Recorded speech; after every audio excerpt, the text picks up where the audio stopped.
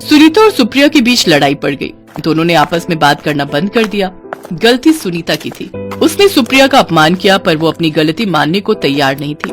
घर में तो ऐसा माहौल हो गया जैसे घर में कोई रहता ही ना हो। ये देखकर आशा देवी बहुत दुखी हुई। बताओ सुनीता, तुम्हारी वजह से आज घर में सब कितने परेशान हैं। तुम्हें पता भी है तुमने सुप्रिया से किस तरह से बात की। माँ जी, आपको तो मैं ही गलत दिखाई देती हूँ। आप ये क्यों नहीं कहती कि आप सुप्रिया से ज्यादा प्यार करते हो, मुझे नहीं? ऐसी कोई बात नहीं है सुनीता। ना जाने तुम्हारे दिमाग में क्या नफरत का कीड़ा पनप रहा है। जब देखो तब गलत ही सोचती रहती हो। अरे हम सब तुम्हारे अपने हैं, तुम्हारा भला ही सोचते हैं। सिर्फ तुम्हें थोड़ा बहुत कपड़ों के लिए क्या बोल दिया, तुम तो सबसे ही लड़ने लगी हो। ऐसा ना हो कि मैं भी तुमसे बात करना बंद कर दूं, फिर तुम बिल्कुल अकेली हो जाओगी। और फिर ऐसा ही हुआ। आशा देवी ने भी धीरे धीरे सुनीता से बात करना कम कर दिया, क्योंकि वो किसी की सुनती ही नहीं थी। उसे तो अपने में कोई कमी नजर ही नहीं आती थी। हमेशा दूसरों की गलती ही उसे नजर आती थी। पड़ोस के घर में किसी की शादी थी। सब लोग तैयार हुए। सुनीता ने फिर से अपने मन की चलाई। वो कट स्लीव डीप नेक का वन पीस पहनकर तैयार हो गई, जो देखने में थोड़ा शॉर्ट था। अब कोई उससे बात नहीं कर रहा था, इसलिए किसी ने भी उसे मना नहीं किया। सुप्रिया ने डिजाइनर साड़ी पहनी, सास ने भी अच्छे कपड़े पहने। सब लोग तैयार होकर शादी के फंक्शन में पहुंचे। सबका ध्यान सुनीता की तरफ ही था। सुनीता बहुत ही अजीब लग रही थी। उसने जो वन पीस पहना हुआ था वो बहुत ज्यादा टाइट था, जो उसकी बॉडी से चिपक रहा था, पर उसे तो लग रहा था कि वो बहुत खूबसूरत लग रही है। सब लोग डीजे पर डांस करने लगे। सुप्रिया भी सबके बीच डांस कर रही थी, पर जैसे ही वो थोड़ा जोश में डांस करने लगी, अचानक उसका वन पीस पीछे से फट गया और सुनीता एकदम घबरा गई। और पहनो ऐसे कपड़े, कितनी बार मना किया था कि तरीके के कपड़े पहनो। अब क्या करूं मैं, यहाँ पर माँ और सुप्रिया भी नजर नहीं आ रही हैं। अब रो क्यों रही हो? साइड में आओ ताकि कोई और ना देख ले।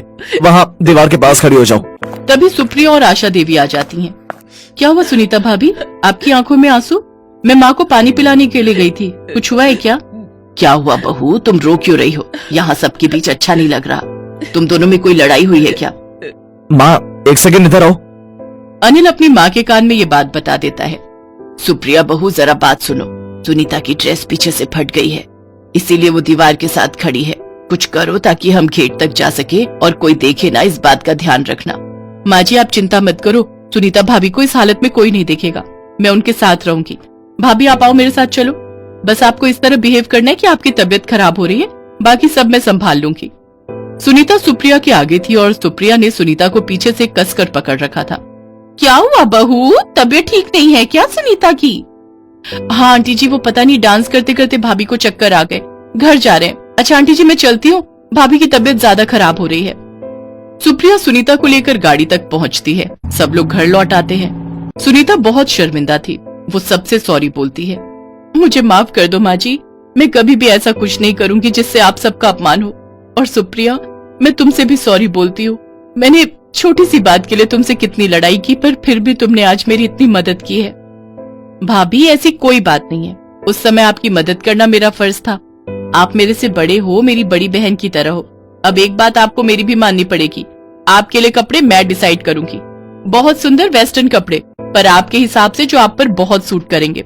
बहू मन खराब मत करो, सब कुछ ठीक है। तुम और सुप्रिया इस घर की रौनक हो। आपस में कभी भी लड़ाई मत करना, हमेशा मिलजुल कर रहो।